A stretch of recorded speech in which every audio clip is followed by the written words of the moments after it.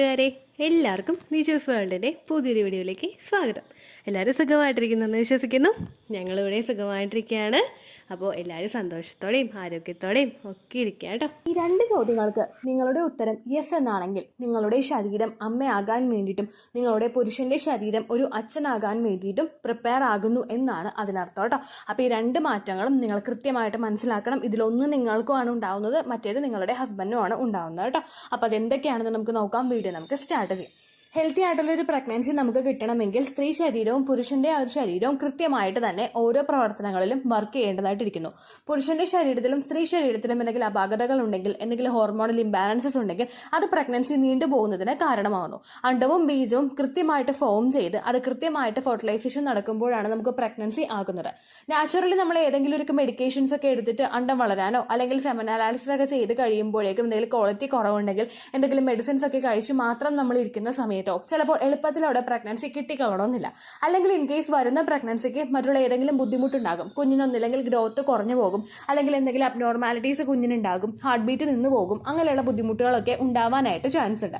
അതൊക്കെ ഓവർകം ചെയ്യണമെങ്കിൽ നമ്മൾ രണ്ട് കാര്യങ്ങൾ പ്രോപ്പറായിട്ട് മനസ്സിലാക്കേണ്ടതായിട്ടിരിക്കുന്നു. അതിൽ ഏറ്റവും ആദ്യത്തെ കാര്യം നമ്മൾ തുടങ്ങുന്നത് പുരുഷനിൽ നിന്നാണ് കേട്ടോ. ഒരു 40% വരെ പ്രഗ്നൻസി പോസിബിൾ ആവണമെങ്കിൽ പുരുഷന്റെ ആ ഒരു സെമന്റെ ഫാക്ടറും കൂടി കൃത്യമായിട്ട് നിൽക്കണം. സെമൻ അനാലിസിസ് നമ്മൾ പുറത്തു പോയി ചെയ്യുന്നതല്ലാതെ നമുക്ക് വീട്ടിൽ നിന്നിട്ട് സെമന്റെ ക്വാളിറ്റി എത്രത്തോളം ഉണ്ടെന്ന് കണ്ടുപിടിക്കാനായിട്ട് സാധിക്കില്ല. അപ്പോൾ അത് നിങ്ങൾക്ക് കണ്ടുപിടിക്കാനായിട്ട് പറ്റുന്ന മറ്റൊരു മെത്തേഡ് ഉണ്ട്. അതായത് എല്ലാം സ്ക്രൂട്ടനൈസ് ചെയ്ത് കണ്ടുപിടിക്കുകയല്ല, എങ്ങനെയുണ്ട് ഏറെക്കുറെ സെമൻ കണ്ടിട്ട് നമുക്ക് മനസ്സിലാക്കാനായിട്ട് സാധിക്കും. അതിൽ ഏറ്റവും ആദ്യത്തെ ഒരു പ്രോസസ്സ് എന്ന് പറയുന്നത് ഇജാക്കുലേഷൻ സംഭവിക്കുന്നതാണ്. ഇജാക്കുലേഷൻ സംഭവിച്ചു കഴിയുമ്പോഴേക്കും നിങ്ങൾ ഈ ഒരു കാര്യം ചെയ്യാൻ വേണ്ടിയിട്ട് നിങ്ങൾ ചെയ്യേണ്ട കാര്യം ഇജാക്കുലേഷൻ അകത്ത് നടത്താതിരിക്കുക. അതായത് നിങ്ങൾ വേറെ ഏതെങ്കിലും ഇജാക്കുലേഷൻ വരുന്ന എന്താ പറയുക, സെവൻ ഔട്ട് ആവുന്ന ഒരു ടൈം പുരുഷൻ അറിയാലോ. ആ സമയത്തേക്ക് നിങ്ങൾ ഇജാക്കുലേഷൻ വേറെ ഏതെങ്കിലും ഒരു കണ്ടെയ്നറിൽ ആ ഒരു സെവൻ കളക്ട് ചെയ്ത് വെക്കുക. ദെൻ അതിൻ്റെ ഒരു ടെക്സ്ചർ നിങ്ങൾ നോക്കുക. ടെക്സ്ചർ എന്ന് പറയുമ്പോഴേക്കും നോർമലായിട്ട് ഫിസിക്കൽ കോൺടാക്ട് ചെയ്ത് കഴിഞ്ഞ് നമുക്ക് ഇജാക്കുലേഷൻ ഉണ്ടാവുമ്പോൾ ഹെൽത്തി ആയിട്ടുള്ള ഒരു പുരുഷന്റെ സെവൻ എന്ന് പറയുന്നത് ഒരു വാട്ടർ ജെല്ലി ടൈപ്പ് ആയിരിക്കും. ജെല്ലി നിങ്ങളെല്ലാവരും കണ്ടിട്ടുണ്ടാകും. ജെല്ലി കുറച്ച് തിക്കായിട്ടുള്ള ജെല്ലി ഉണ്ട്. അതുപോലെ നമ്മൾ കയ്യിലെടുത്ത് കഴിയുമ്പോൾ ഇങ്ങനെ ഒന്ന് അനങ്ങുന്ന ടൈപ്പ് ഒരു കുട്ടികളുടെ സ്ലൈം കണ്ടിട്ടുണ്ടാവില്ലേ എല്ലാവരും. അതായത് അവർ ടോയ്സ് കളിക്കുന്ന കൂട്ടത്തിൽ ഇങ്ങനെ വലിച്ചു നീട്ടുന്ന ഒരു സ്ലൈം ഉണ്ടാകും. ഈ സ്ലൈമിന്റെ പോലത്തെ കുറച്ചും കൂടി ഒന്ന് വാട്ടറി ആയിട്ടുള്ള ഒരു ടെക്സ്ചർ ആയിരിക്കും ഈ ഒരു സെമൻ ഉണ്ടാവുന്നത്. സ്ലൈം പോലെ അത്രയധികം തിക്കല്ല, എന്നാൽ ജെല്ലി വാട്ടർ ജെല്ലി ആയിട്ടുള്ള ഒരു ടൈപ്പ് ആയിരിക്കും സെമൻ ഉണ്ടാവുന്നത്. അങ്ങനെയുള്ള സെമനാണ് നിങ്ങൾക്ക് വരുന്നതെങ്കിൽ അതിന്റെ ടെക്സ്ചർ ഓക്കെ പ്രോപ്പർ ആയിട്ടുണ്ടെന്ന് നമുക്ക് മനസ്സിലാക്കാനായിട്ട് സാധിക്കും. എന്നാൽ അതിനെ അപേക്ഷിച്ച് കുറേയും കൂടി ഭയങ്കര ഡ്രൈ ആയിട്ടുള്ള തിക്കായിട്ടുള്ള ജെല്ലി ആ ഒരു സെമനാണ് വരുന്നതെങ്കിൽ അവിടെ നമുക്ക് എന്തെങ്കിലും ഒരു അപാകത സെമൻ ഉണ്ടെന്ന് ഒന്ന് കണ്ടുപിടിക്കേണ്ടതായിട്ട് ഇരിക്കുന്നു. എന്തെങ്കിലും അപാകത ഉണ്ടോ എന്ന് നമ്മൾ പിന്നീട് അങ്ങോട്ടേക്ക് അനാലിസിസ് ചെയ്ത് കണ്ടുപിടിക്കേണ്ടതായിട്ടുണ്ട് കേട്ടോ. അതുപോലെ അതിൻ്റെ ഒരു കളറിൻ്റെ കാര്യം കൂടി നിങ്ങൾ ശ്രദ്ധിക്കുക. ഒരു ഗ്രേ കളറോട് കൂടിയിട്ടുള്ളതായിരിക്കും. ഒരു വൈറ്റും ഗ്രേയും തമ്മിൽ മിക്സ് ആകുമ്പോൾ ഉണ്ടാകുന്ന കളറായിരിക്കും സെമൻ ഉണ്ടാകുന്നത്. എന്നാൽ അങ്ങനെ അല്ലാത്ത കളറിലാണോ ഇജാക്കുലേഷൻ സംഭവിക്കുന്നത് എന്നുള്ള കാര്യം നോക്കുക. ചിലർക്കൊക്കെ ഭയങ്കര വൈറ്റ് ആയിട്ടുള്ള കളറായിരിക്കും, ചിലർക്ക് വൈറ്റും ഗ്രേയും കൂടി മിക്സ് ആയിരിക്കും. അതൊന്നും പ്രശ്നമില്ലാത്ത കളറാണ് കേട്ടോ. എന്നാൽ അതിനേക്കാളും മറ്റേതെങ്കിലും തരത്തിൽ ഉണ്ടോ, അല്ലെങ്കിൽ കളർ ചേഞ്ച് ഉണ്ടോ, അല്ലെങ്കിൽ തിക്നെസ് വ്യത്യാസം ഉണ്ടോ എന്നുള്ള കാര്യം കൂടി ശ്രദ്ധിക്കുക. അതുപോലെ നിങ്ങൾ സാമ്പിൾ കളക്ട് ചെയ്ത് എടുക്കുമ്പോഴേക്കും അത് എത്രത്തോളം ക്വാണ്ടിറ്റി സാമ്പിൾ ഉണ്ടെന്നുള്ള കാര്യം കൂടി നിങ്ങൾ നോക്കുക. വളരെയധികം ക്വാണ്ടിറ്റി കുറഞ്ഞിട്ടാണ് നിങ്ങൾക്ക് സെമൻ കിട്ടുന്നതെങ്കിൽ കുറച്ചധികം ഒരു 3-4 ദിവസം കഴിഞ്ഞിട്ട് നിങ്ങൾ ഒന്നുകൂടി കോൺടാക്ട് ചെയ്ത് നോക്കുക. അതുപോലെ തന്നെയാണോ ക്വാണ്ടിറ്റി കുറവാണോ എന്നുള്ള കാര്യം കൂടി നിങ്ങൾ ശ്രദ്ധിക്കുക. ക്വാണ്ടിറ്റി കുറവാണെങ്കിലും നിങ്ങൾ ഡോക്ടറെ പോയി കണ്ടിട്ട് ഒന്ന് സെമൻ അനാലിസിസ് ചെയ്ത് നോക്കുന്നത് നല്ലതായിരിക്കും കേട്ടോ. ഈ പാരാമീറ്റർ ഒക്കെ വെച്ചിട്ട് നമുക്ക് എളുപ്പത്തിൽ വീട്ടിലിരുന്ന് നമുക്ക് മനസ്സിലാകാം എന്തെങ്കിലും അപാകത സെമൻ ഉണ്ടോന്ന്. അങ്ങനെ ഒരു വ്യക്തത നിങ്ങൾക്ക് കൃത്യമായിട്ട് കിട്ടുന്നുണ്ടെങ്കിൽ ദെൻ നിങ്ങൾ അത് ഒന്നും കൂടി ഒന്ന് ഉറപ്പിക്കാൻ വേണ്ടിയിട്ട് സെമൻ അനാലിസിസ് നല്ലൊരു ലാബിൽ പോയിട്ട് തന്നെ നിങ്ങൾ ചെയ്ത് നോക്കാം കേട്ടോ. അടുത്തതെന്ന് പറയുന്നത് സെമന് വീട്ടിൽ തന്നെ ചെയ്ത് നോക്കാൻ പറ്റുന്ന വേറൊരു ക്വാളിറ്റി ചെക്കാണ്. ഇത് നമുക്ക് വേണ്ടത് സെമൻ കളക്ട് ചെയ്യേണ്ടത് ഒരു നല്ലതുപോലെ കഴുകി വൃത്തിയാക്കിയിട്ടുള്ള വെള്ളമൊന്നും ഇല്ലാന്ന് ഉറപ്പുവരുത്തിയിട്ടുള്ള ഒരു കണ്ടെയ്നറിലായിരിക്കണം സെമൻ കളക്ട് ചെയ്യേണ്ടത്. അതിനുശേഷം ഒരു ചില്ലിന്റെ ഗ്ലാസ് എടുത്തിട്ട്, ചില്ല് ഗ്ലാസ് എടുക്കാനായിട്ട് പറയുന്നത് നമുക്ക് എന്നാലേ അതിന്റെ ഒരു പ്രോസസ്സ് കൃത്യമായിട്ട് കാണാനായിട്ട് സാധിക്കുകയുള്ളൂ. അതുകൊണ്ട് ചില്ലിന്റെ ഗ്ലാസ് തന്നെ നിങ്ങൾ എടുക്കുക. അതിലേക്ക് കുറച്ചൊന്ന് വെള്ളം ഒഴിച്ചതിന് ശേഷം ഈ കളക്ട് ചെയ്ത് വെച്ചിട്ടുള്ള സെമൻ അതിലോട്ട് ഒഴിച്ചു കൊടുക്കുക. അപ്പോൾ തന്നെ ഇജാക്കുലേറ്റ് ചെയ്ത് വെച്ചിട്ടുള്ള സെമൻ വേണം എടുക്കാൻ വേണ്ടിയിട്ട്. അങ്ങനെ അല്ല എങ്കിൽ, അതായത് ഇപ്പോൾ രാവിലെ ഹസ്ബൻഡ് തന്നു പോയിട്ട് നിങ്ങൾ ജോലിയൊക്കെ കഴിഞ്ഞിട്ട് ചെയ്യാനായിട്ട് നിൽക്കരുത്. അപ്പോൾ കളക്ട് ചെയ്തെടുത്ത സെമൻ തന്നെ നിങ്ങൾ ഒഴിച്ചു കൊടുക്കുക ആ വെള്ളത്തിലോട്ട്. ഒഴിച്ചു കൊടുത്തതിന് ശേഷം ക്വാളിറ്റി ഉള്ള സെമൻ എത്രത്തോളം ഉണ്ടെന്ന് അറിയാൻ വേണ്ടിയിട്ട് ആ ഗ്ലാസ്സിന്റെ ഏറ്റവും കീഴ്പോട്ട് കിടക്കുന്ന സെമന്റെ ക്വാണ്ടിറ്റി എത്രത്തോളം ഉണ്ടെന്ന് നിങ്ങൾ നോക്കുക. ക്വാളിറ്റി കൂടുതലുള്ള സെമൻ ആയിരിക്കും കൂടുതലും അറ്റത്തായിട്ട് കിടക്കുന്നത്. ക്വാളിറ്റി കുറച്ചുകൂടി കുറവുള്ളത് മിഡിൽ പോർഷനിലായിട്ട് കിടക്കും. ക്വാളിറ്റി വളരെയധികം കുറഞ്ഞത് ഏറ്റവും മേളിലായിട്ട് കിടക്കും. അപ്പോൾ ഇങ്ങനെയാണോ നിങ്ങളുടെ ഹസ്ബൻഡിന്റെ സെമൻ കിടക്കുന്നതെന്ന് നിങ്ങൾ നോക്കുക. ഏറ്റവും താഴെ കിടക്കുന്നതിന്റെ അളവ് വളരെയധികം കൂടുതലാണെങ്കിൽ സെമന് കൃത്യമായിട്ട് ക്വാളിറ്റി ഉണ്ടെന്ന് നമുക്ക് ഏകദേശം അനുമാനിക്കാനായിട്ട് സാധിക്കും. എന്നാൽ ഏറ്റവും മേളിൽ കിടക്കുന്നതാണ് ക്വാണ്ടിറ്റി കൂടുതലെങ്കിൽ അതിനർത്ഥം ആ സെമന് ക്വാളിറ്റി കുറച്ച് കുറവാണെന്നാണ്. അങ്ങനെ നിങ്ങൾക്ക് സെമൻ അനാലിസിസ് ചെയ്ത് നോക്കാനായിട്ട് സാധിക്കും കേട്ടോ. രണ്ടാമത്തേതെന്ന് പറയുന്നത് സ്ത്രീകൾക്ക് ചെക്ക് ചെയ്യുന്ന ഒരു കാര്യമാണ്. സ്ത്രീകൾക്ക് അവരുടെ പ്രഗ്നൻസി പോസിബിൾ ആവണമെങ്കിൽ അവർക്ക് ഓവുലേഷൻ പ്രോപ്പർ ആയിട്ട് നടക്കണം. ഏകദേശം പീരീഡ്സ് ആകുന്ന ആ ഒരു ദിവസം മുതൽ തന്നെ നമ്മുടെ ആ ഒരു അണ്ടം അടുത്തൊരു ഓവുലേഷന് വേണ്ടിയിട്ട് പ്രിപ്പയർ ആകാനായിട്ട് തുടങ്ങും.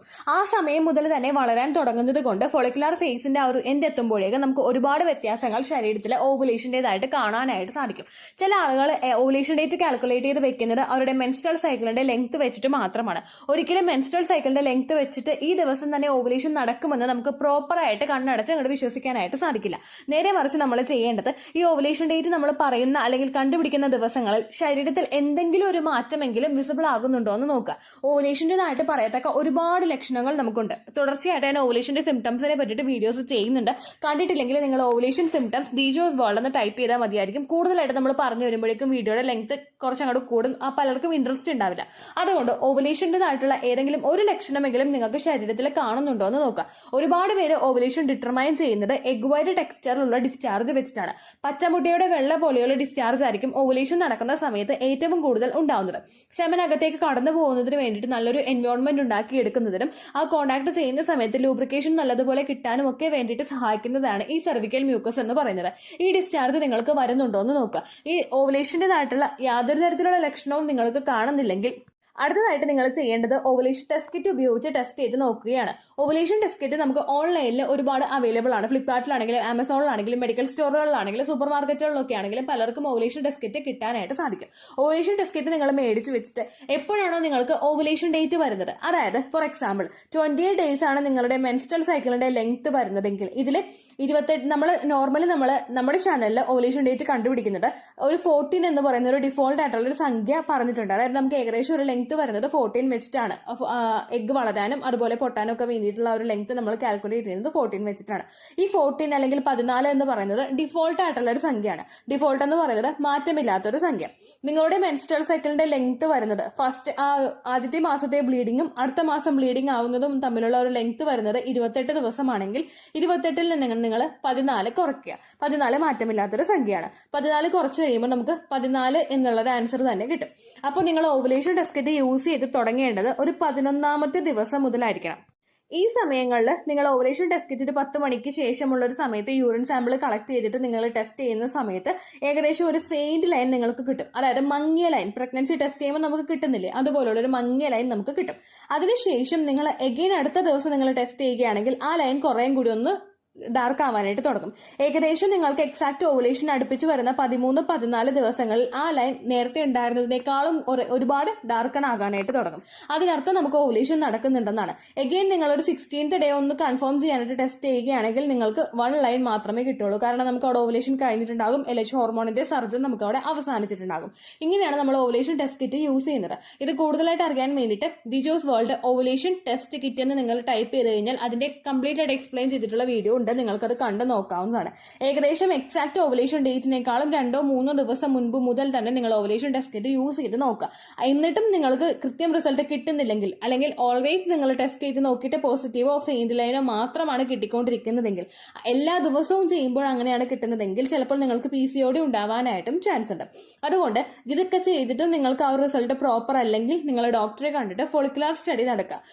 പീരിയഡ്സിൽ കഴിഞ്ഞതിന് ശേഷം പല ഡോക്ടേഴ്സും ഫോളിക്കുലാർ സ്റ്റഡി നടത്താറുണ്ട്. ചിലർ പീരിയഡ്സിന്റെ 3rd ഡേ 4th ഡേ ഒക്കെ മുതൽ ഫോളിക്കുലാർ സ്റ്റഡി നടത്തി തുടങ്ങാറുണ്ട്.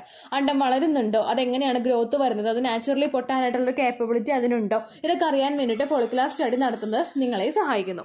ഹെൽത്തി ആയിട്ടുള്ള ഒരു മെൻസ്ട്രൽ സൈക്കിളിന്റെ ലെങ്ത് എന്ന് പറയുന്നത് ഒരു 21-നും 35-നും ഇടയ്ക്കാണ്. 35 ദിവസത്തിനേക്കാളും കൂടുതൽ നിങ്ങൾക്ക് പീരിയഡ്സ് പോകുന്നുണ്ടെങ്കിൽ നിങ്ങൾ മസ്റ്റ് ആയിട്ട് ഈ ബോഡിയിൽ വരുന്ന സിംറ്റംസ് റെക്കഗ്നൈസ് ചെയ്യാനായിട്ട് ശ്രമിക്കണം. സിംറ്റംസ് ഇല്ലെങ്കിൽ നിങ്ങൾ ഡോക്ടറെ കണ്ടിട്ട് ഫോളിക്കുലർ സ്റ്റഡി നടത്തണം. അതുപോലെ തന്നെ 21 to 35 ഇടയ്ക്ക് പീരിയഡ്സ് വരുന്ന ആളുകളും ഈ ലക്ഷണങ്ങൾ ശ്രദ്ധിക്കരുതെന്നല്ല, കുറേയും കൂടി സ്ക്രൂട്ടനൈസ് ചെയ്ത് നോക്കിക്കഴിഞ്ഞാൽ നിങ്ങൾക്ക് എളുപ്പത്തിൽ ഈ ലക്ഷണങ്ങൾ മനസ്സിലാക്കാനായിട്ട് സാധിക്കും. പീരിയഡ്സ് റെഗുലറായിട്ട് പോകുന്ന പലരുടെയും തെറ്റിദ്ധാരണ അവർക്ക് ഓവുലേഷൻ പ്രോപ്പറായിട്ട് നടക്കുന്നുണ്ടെന്നാണ്. ഓവുലേഷന്റെ യാതൊരു തരത്തിലുള്ള ലക്ഷണങ്ങളും ഇല്ലെങ്കിൽ, ഓവുലേഷൻ ടെസ്റ്റ് കിറ്റിലെ പോസിറ്റീവ് റിസൾട്ട് നിങ്ങൾക്ക് കിട്ടുന്നില്ലെങ്കിൽ ഓവുലേഷൻ നടക്കാനായിട്ടും ചാൻസസ് കുറവാണ്. കാരണം PCOD ഉള്ള പല ആളുകൾക്കും ചിലപ്പോൾ ആ ഒരു പീരിയഡ്സിൽ ഇറഗുലാരിറ്റീസ് വരുന്നത് ചിലപ്പോൾ PCOD തുടങ്ങിയിട്ട് ഒരു 3-4 മാസമൊക്കെ കഴിഞ്ഞിട്ടായിരിക്കും.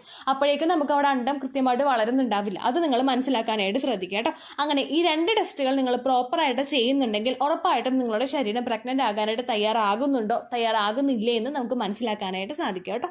അപ്പോൾ ഇത്രയേ ഉള്ളൂ വീഡിയോ. എന്തെങ്കിലും സംശയം ഉണ്ടെങ്കിൽ നിങ്ങൾ കമൻസിൽ ചോദിക്കുക. പണ്ടത്തെ വീഡിയോയ്ക്ക് കമൻസ് ഇടുന്നവർക്ക് റിപ്ലൈ കിട്ടുന്നില്ലെങ്കിലോ, നമ്മൾ തമ്മിൽ ഓൾറെഡി ഒരു കോൺവെർസേഷൻ ഉണ്ടായിട്ടും അതിന്റെ കണ്ടിന്യൂഷൻ ആയിട്ട് നിങ്ങൾക്ക് റിപ്ലൈ കിട്ടിയിട്ടില്ലെങ്കിലോ, ലേറ്റസ്റ്റ് ആയിട്ട് ഞാൻ ഏത് വീഡിയോ ആണ് അപ്ലോഡ് ചെയ്യുന്നത് അതിന് താഴെ കമന്റ് ഒന്ന് കോപ്പി പേസ്റ്റ് ചെയ്യാനായിട്ട് ശ്രദ്ധിക്കുക കേട്ടോ. അതുപോലെ ഓവുലേഷൻ ഡേറ്റ് കാൽക്കുലേറ്റ് ചെയ്ത് തരാനായിട്ട് റിക്വസ്റ്റ് ചെയ്യുന്നവർ എത്രയാണോ നിങ്ങളുടെ കൃത്യം സൈക്കിൾ ലെങ്ത് അത് മെൻഷൻ ചെയ്യാനായിട്ട് ശ്രദ്ധിക്കുക. സൈക്കിൾ ലെങ്ത് എന്നതുകൊണ്ട് ഉദ്ദേശിച്ചത് ഓരോ മാസവും എത്ര ദിവസം കൂടുമ്പോഴാണോ ബ്ലീഡിങ് വരുന്നത് അതിനെയാണ് കേട്ടോ ഉദ്ദേശിച്ചത്. അതായത് ജനുവരിയിൽ നിങ്ങൾക്ക് ഒരു 1-ാം തീയതിയാണ് ബ്ലീഡിങ് വന്നതെങ്കിൽ, ഫെബ്രുവരിയിൽ നിങ്ങൾക്ക് 2-ാം തീയതിയാണ് ബ്ലീഡിങ് വരുന്നതെങ്കിൽ, ജനുവരി 1-നെ ഡേ 1 ആയിട്ടെടുത്ത് ഫെബ്രുവരി 2 വരെ എത്ര ദിവസമുണ്ടോ അത് എണ്ണി പറയുന്നതാണ് സൈക്കിൾ ലെങ്ത് എന്നതുകൊണ്ട് ഉദ്ദേശിച്ചത് കേട്ടോ. ബ്ലീഡിങ് നടന്ന ദിവസം നിങ്ങൾ എടുത്താൽ മതിയാകും. സ്പോട്ടിങ് നടന്ന ദിവസം, അതായത് ചെറുതായിട്ടുള്ള ബ്രൗൺ ഡിസ്ചാർജോ ബ്രൗൺ കളറുള്ള സ്പോട്ടിങ്ങോ വന്ന ദിവസം നിങ്ങൾ എടുക്കേണ്ട ആവശ്യം ഇല്ല കേട്ടോ. അപ്പോൾ ഇതുപോലെ തന്നെ നിങ്ങൾ ശ്രദ്ധിക്കുക. സൈക്കിൾ ലെങ്ത് ചോദിക്കുന്ന സമയത്ത് എന്നാണോ ഡേറ്റ് അത് നിങ്ങൾ മെൻഷൻ ചെയ്യാതിരിക്കുക. അതായത് ചില ആളുകൾ ജനുവരി 16, ഫെബ്രുവരി 14 അങ്ങനെ പറയും. അങ്ങനെ പറഞ്ഞുകൊണ്ട് കാര്യമില്ല കേട്ടോ. അപ്പോൾ ഇത്രയേ ഉള്ളൂ വീഡിയോ. അടുത്തൊരു യൂസ്ഫുൾ വീഡിയോ ആയിട്ട് നമുക്ക് വീണ്ടും കാണാം. ബൈ.